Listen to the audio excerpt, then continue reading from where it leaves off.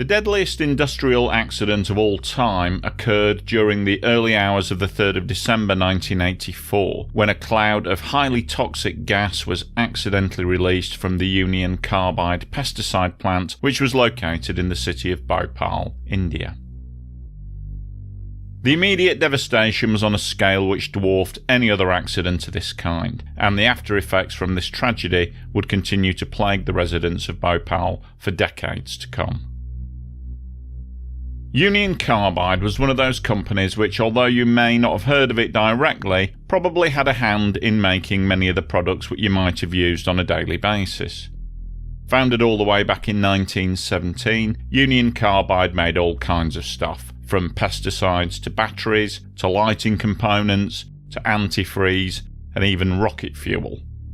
Like any large industrial company, Union Carbide owned and operated subsidiaries around the world, and, like any large industrial company, Union Carbide had had its share of accidents. But nothing would compare to the horror of Bhopal, a disaster on such a scale that the name Union Carbide would be forever afterwards associated with death and suffering. The pesticide factory at Bhopal was a jointly owned venture, with the US-based Union Carbide Corporation having 51% ownership and Indian investors, which included the Indian government, owning the remaining 49%. Built in 1969, the primary function of the factory was to make the pesticide carbaryl, which was marketed under the brand name Sevin. The chemical processes used in producing Sevin required several toxic chemicals, including phosgene, the gas which was used as a weapon during the First World War, and methyl isocyanate. These dangerous chemicals were stored on-site in large underground tanks, but safety systems in place at the factory should, in theory, ensure that no accidental release was possible.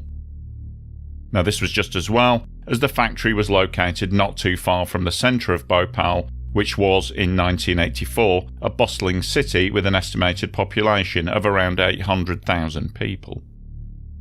Following a few minor accidents, including one fatality from exposure to phosgene gas, there had been warnings given in the local newspaper about the potential danger of poisonous gases being accidentally released from the factory.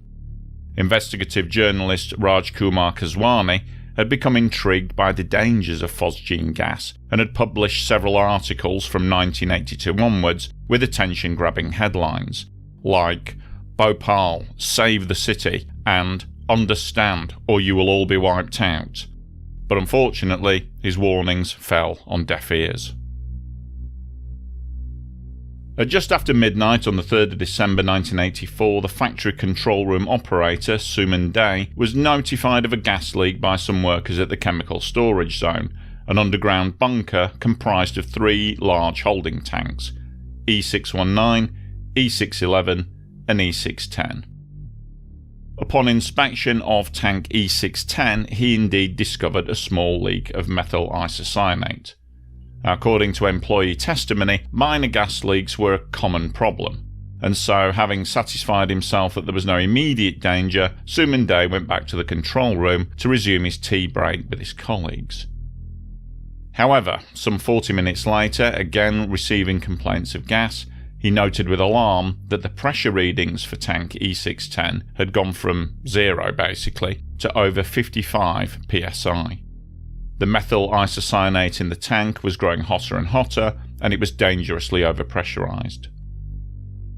Running back down to look again, he saw that the thick concrete pad above the storage tanks was buckling and cracking, and he heard the ominous sound of hissing gas.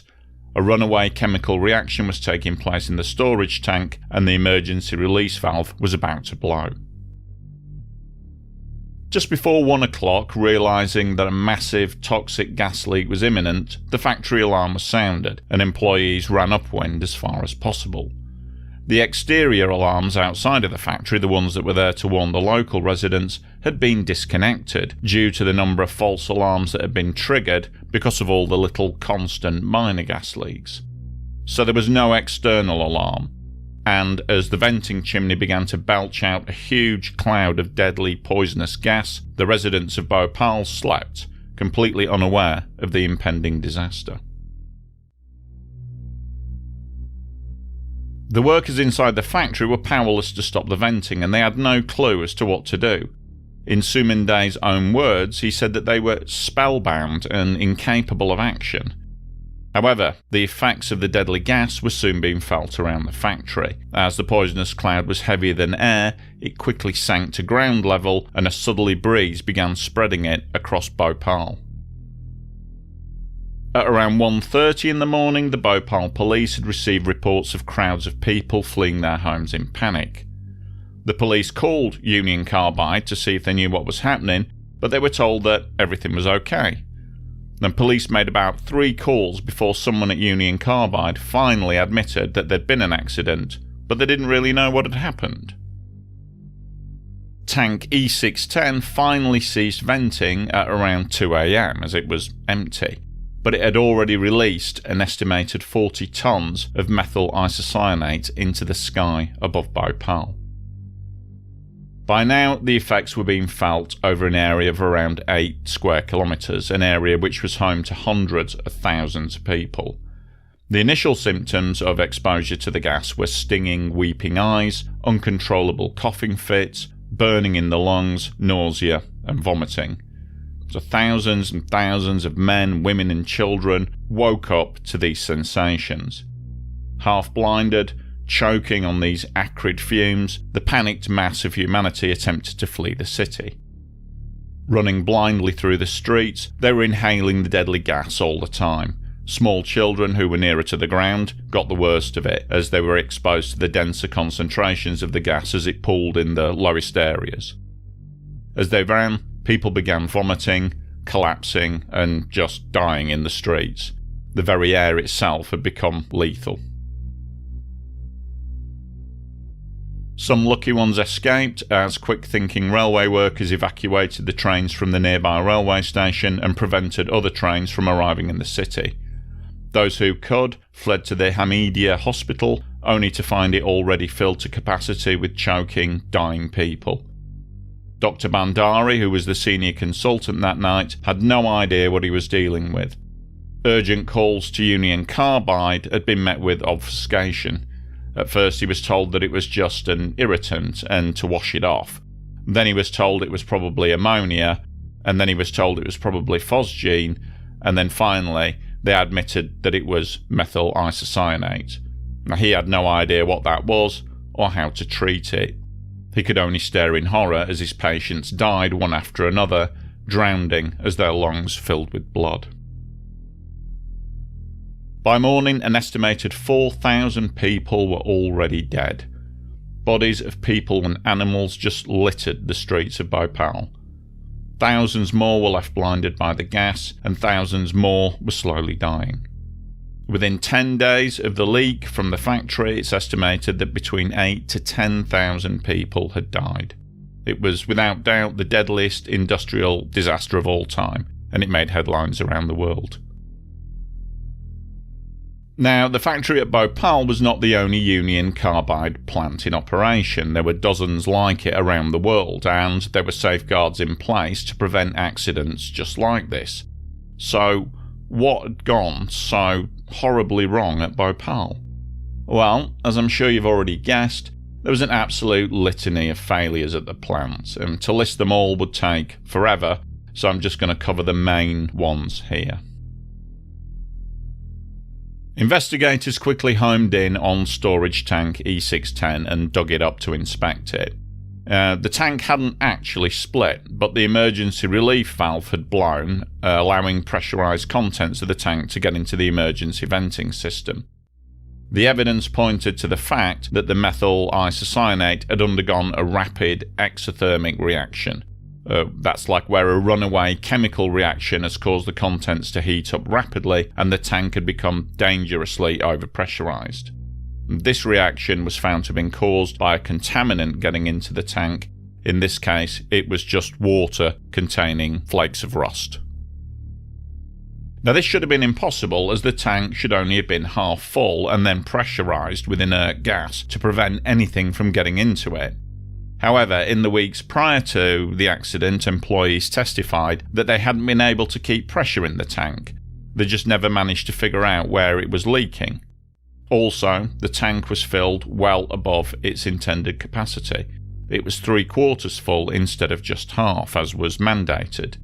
And the tank temperature sensor, there to warn of any unexpected temperature rise, yep, that had been disconnected. And the refrigeration unit, to keep the chemical at a constant 6 degrees Celsius, yeah, that had been removed and then sold. However, even with the poisonous gas venting through the emergency valve, there were still 3 contingency measures in place to neutralise the danger. First off, the gas would be channeled through a large tank of caustic soda, a giant gas scrubber, which would neutralise the toxins. However, this gas scrubber had been taken offline and was inoperative. The next safety feature was what was called the flare tower. Here the gas would ignite and be burned off, again removing the toxins. However, the flare tower was also out of operation, having been shut down 2 months earlier to replace a small section of pipe. Lastly, the final safeguard to minimise the toxicity of any leak were fire hoses. The gas could be neutralised by spraying a curtain of water over the venting plume, but most employees had already run away, and those who remained were dumbstruck like deer in the headlights, unable to comprehend the situation and react accordingly.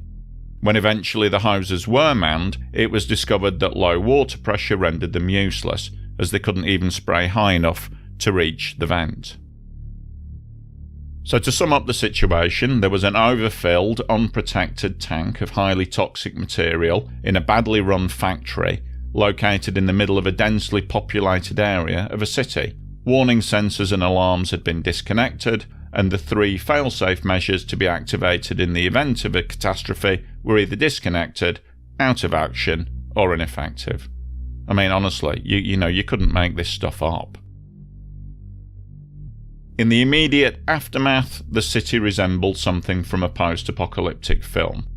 Bloated animal carcasses littered the streets, mass graves and enormous funeral pyres were created to deal with the thousands of dead and dying. Medical clinics and hospitals were completely overwhelmed, and untrained staff had no idea how to treat those poor people who were suffering. Unsurprisingly, shock and grief turned to anger. How could this have happened, and who was to blame? The CEO of the Union Carbide Corporation at the time was a trained lawyer named Warren Anderson. He and a technical team travelled to Bhopal to see firsthand the site and the scale of the disaster, and, in his own words, to head off any lawsuits. Although having been placed under house arrest soon after his arrival in India, Anderson managed to return to the US and afterwards refused to return to face charges of culpable homicide. He effectively became an international fugitive from justice. Indian government requests for his extradition were ignored or refused, and Anderson remained a wanted man in India up until his death in 2014. In many ways, the response to the Bhopal disaster was shameful. Most of the parties involved tried to distance themselves from what had happened, seemingly willing to trip over themselves in the hurry to point the blame at somebody else. Warren Anderson and Union Carbide insisted that the accident was in fact sabotage by a disgruntled employee, and they just shifted all the blame to the Indian subsidiary company. Eventually, Union Carbide did pay out a settlement, $470 million, that went to the Indian government in 1989. In 2010, 8 former employees of the Bhopal factory were convicted of manslaughter and sentenced to up to 2 years in jail. In 1994, Union Carbide India was sold off, and the Union Carbide Corporation itself was acquired by Dow Industrial in 2001. To this day, there are still conflicting reports of the actual cause of the disaster. The Union Carbide subsidiary of Dow still insists on their website that it was probably sabotage, although the reason for this sabotage still remains unclear.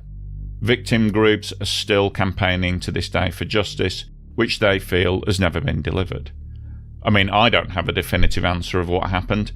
Having read multiple accounts from both sides, my own feeling is that the majority of the blame must lie with the people who were running the factory. They knowingly continued to run a criminally defective factory in a densely populated area, despite the obvious dangers. I mean, sabotage is a possibility, but it seems no more likely to me than just incompetence. And the Union Carbide Corporation itself definitely played its part by encouraging a work ethos of doing everything as cheaply as possible, even if it meant cutting corners where safety and training was concerned. In total, it's estimated that between 15,000 to 20,000 people died as a direct result of the toxic cloud, and over 500,000 people were exposed to the gas. From those, another 50,000 were left so incapacitated that they were unable to work. Bhopalis living in the area around the site of the disaster continue to suffer to this day, with massively increased incidences of birth defects, cancers, and chronic illnesses, many of which are directly attributed to the contaminated groundwater in and around the site of the factory. Incredibly, the old Union Carbide factory still stands there to this day, overgrown and abandoned. It remained sealed off for years, but over time the fences have fallen down and the walls have been opened up, and today children play in its ruined structures, and even tourists make a trip to visit it, possibly unaware of the lingering poisons which still contaminate the site. One final note, there was in fact a second mass exodus from Bhopal just 13 days after the disaster. Remember that there were 3 underground storage tanks, E619, E611 and E610. Well, it was found that tanks 19 and 11 also contained methyl isocyanate. Investigators and technicians knew that they couldn't just leave it there, as if any water got into these tanks then they were going to have Bhopal 2.0 on their hands, and the city was still full of sick and dying people. So in a desperate gamble, they announced that they would actually resume production of the pesticide in an effort to run the tanks dry.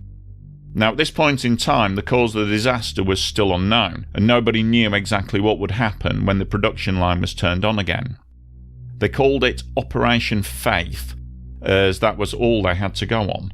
But for most Bhopalis, it was a faith that they couldn't muster. The city virtually emptied ahead of the planned switch-on date, as nobody who had been in Bhopal on the night of the 3rd wanted to relive that nightmare again. Luckily for all concerned, Operation Faith went off without a hitch, and a second Bhopal disaster was avoided.